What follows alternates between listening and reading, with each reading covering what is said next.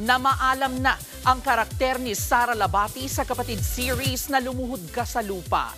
Sa episode po kagabi, habang tinutugis sila ng mga tauhan ni Benito, played by Garda Versosa, na baril si Marcy na karakter ni Sara. Naunsya mituloy ang kanilang family reunion ni Norman na role naman ni Kiko Estrada. Noong Biyernes, nauna nang namaalam ang karakter ni Mark Anthony Fernandez na si Brando. Sa mga susunod na araw, dapat namang abangan ang ilan namang bagong tauhan, gaya po ni Riza Senon, nagaganap bilang ang misteryosang si Christine. Tutukan ang Lumuhod Ka sa Lupa, 7:30 p.m. Lunes hanggang Biyernes dito po sa TV5. Mga kapatid, ito po ang inyong K-Alaman Queen, Kalad Karen. Always remember na ang K-Alaman ay K-Yamanan.